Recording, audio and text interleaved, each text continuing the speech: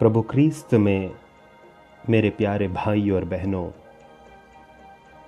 आज हम सभी 40 काल के प्रथम दिन राख बुधवार मनाते हैं।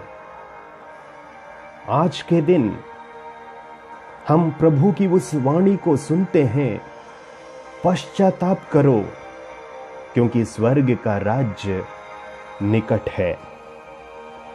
जी हाँ मेरे प्यारे भाई और बहनों, हमें पश्चाताप करने की सख्त जरूरत है।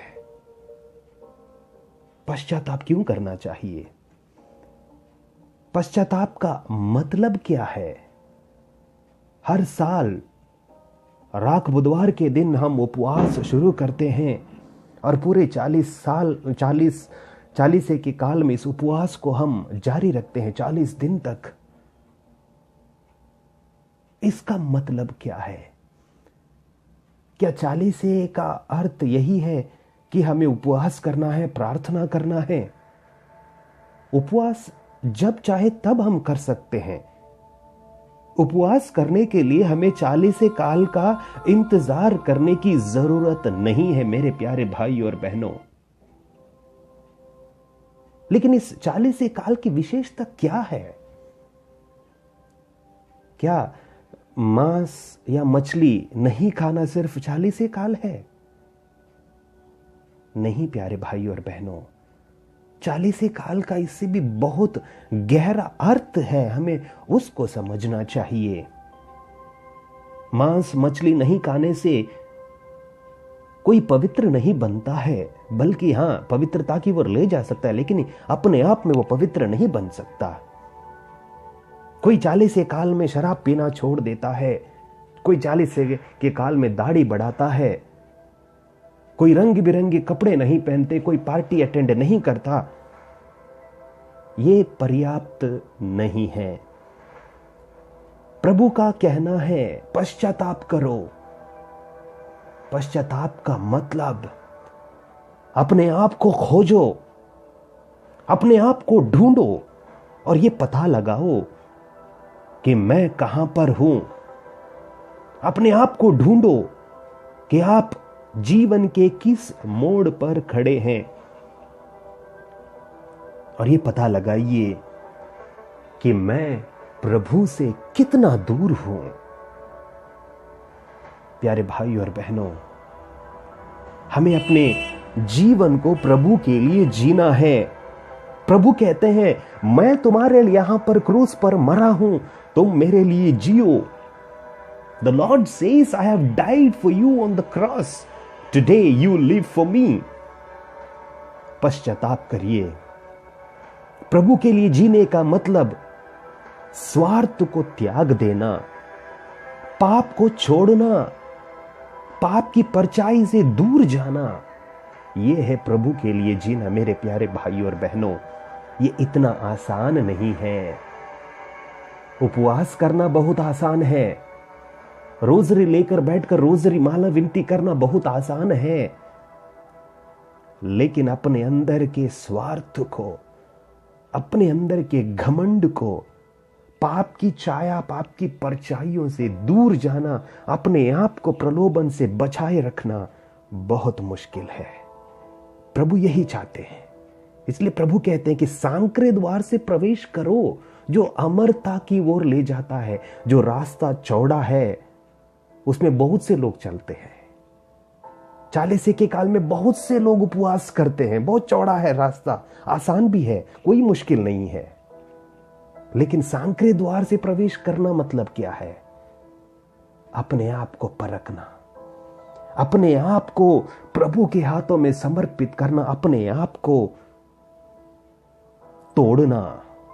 जैसे पवित्र आत्मा के उस गीत में हम कहते हैं कि मुझे तोड़ दो, मुझे गला दो, मुझे नया बना दो। जी हाँ मेरे प्यारे भाई और बहनों, ये नया बनाना ही पश्चाताप का सही अर्थ है।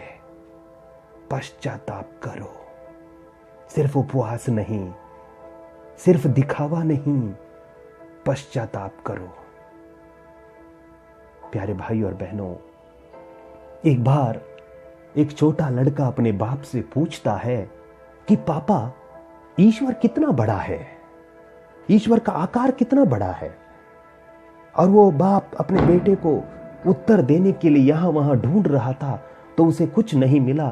तो उसने आसमान की ओर दृष्टि दौड़ाई और देखा कि आसमान में एक विमान उड़ रहा है।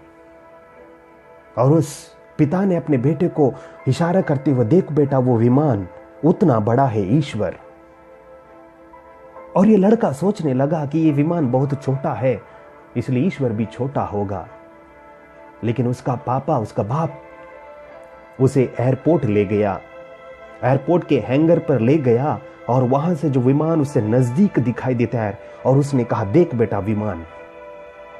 और ये छोटा सा लड़का आश्चर्यचकित हो गया और कहने लगा, हाँ पापा, ये विमान बहुत बड़ा है। और उस पापा ने, उस बाप ने अपने बेटे से कहा, यही बात है ईश्वर के साथ। ईश्वर कितना बड़ा है ये तुम पर निर्भर रहता है कि तुम ईश्वर के कितने दूर हो या कितने निकट हो। तुम ईश्वर के जितने निकट जाओगे, ईश्वर तुम्हारे जीवन में उतना ही बड़ा है। जी हाँ मेरे प्यारे भाई और बहनों, यदि हम ईश्वर के निकट हैं, ईश्वर के करीब हैं, तो ईश्वर आपके जीवन में, ईश्वर मेरे जीवन में बहुत बड़ा है, बहुत बड़ा है। इतना बड़ा कि जिसकी हम कल्पना भी नहीं कर सकते हैं। क्या आपने अनुभव किया? क्या आपने यह कभी अनुभव किया कि मेरे जीवन में ईश्वर बड़ा है? यदि नहीं किया है तो पश्चाताप करिए, पश्चाताप करिए और ढूंढिए अपने आप को कि आप कहां हैं। प्यारे भाई और बहनों, आज जो राख हम अपने माथे पर लगाते हैं, वो हमें दो बातों को बताता है। सबसे पहला, राख का मतलब क्या है? राख का मतलब कोई भी चीज अपने अस्तित्व को खो देती है और राख बन जाती है। That which loses its very essence। और राख बन जाते हैं, मतलब क्या है? It means I have not lived the way I supposed to live. I need to change। जब मैं जिस प्रकार का जीवन मैंने जीना था वो मैं नहीं जिया, इसका मतलब मैंने अपने जीवन को बर्बाद किया, मैं राख बन गया हूं। ये राख का मतलब है, मैं अपनी उस सुंदरता को, जिस सुंदरता से ईश्वर ने मुझे सजाया था, श्रृंगारित किया था, उस सुंदरता को मैं खो दिया है।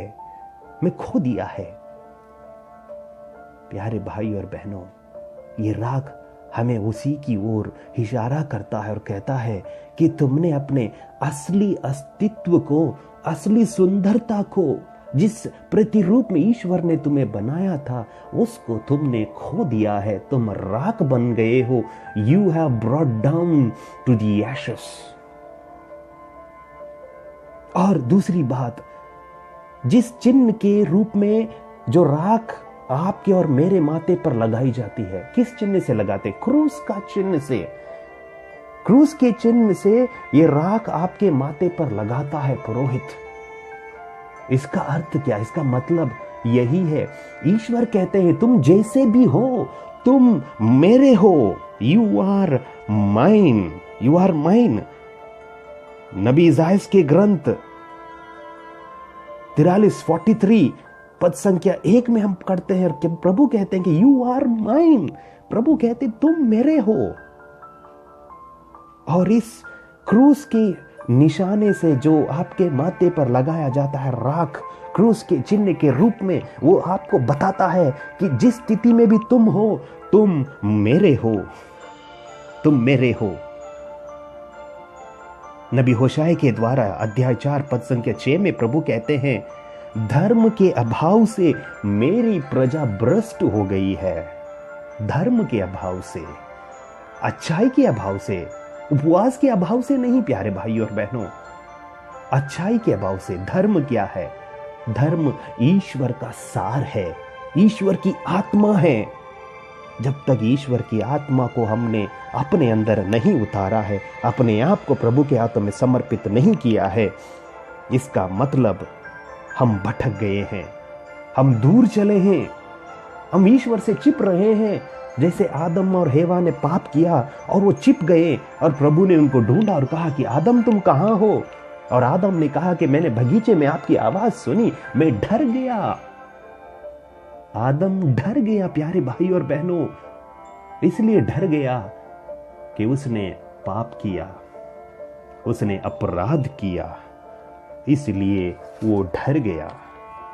सूक्ति ग्रंथ अध्याय 28:13 में हम पढ़ते हैं, सूक्ति ग्रंथ लीजिए अध्याय 28 पद संख्या 13, कहते हैं जो अपने पाप छिपाता है वह उन्नति नहीं करेगा, जो उन्हें प्रकट कर छोड़ देता है उस पर दया की जाएगी।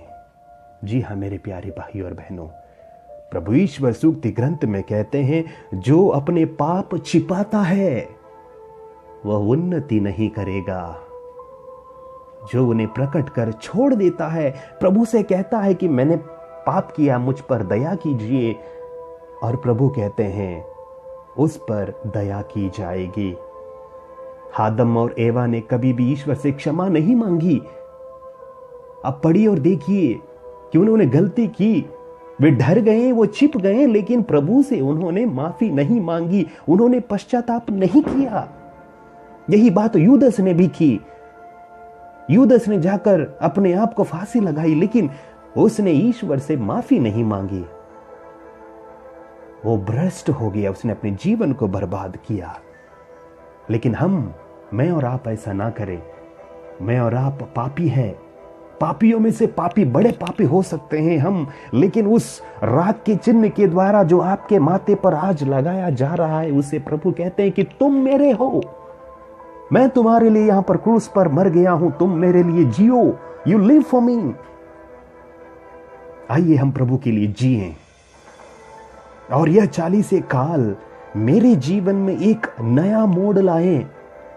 सिर्फ भोजन से, मांस मछली से परहेज नहीं, बल्कि बुराई से हम परहेज करें, बुराई की छाया को भी हम अपने से दूर रखें और देखें कि प्रभु मेरे जीवन में कितना बड़ा है। प्रभु के निकट जाइए, प्रभु के पास जाइए और देखिए प्रभु कितना बड़ा है। The Lord is really very big in your life. When you go closer to the Lord tells, repent and believe in the kingdom of God, because the kingdom of God is at hand. पश्चाताप करो, ईश्वर का राज्य निकट है। तो आइए प्यारे भाई और बहनों, इसी विश्वास के साथ कि प्रभु हमसे बहुत प्यार करता है और कहता है कि तुम मेरे हो, यू आर माइन। आमीन।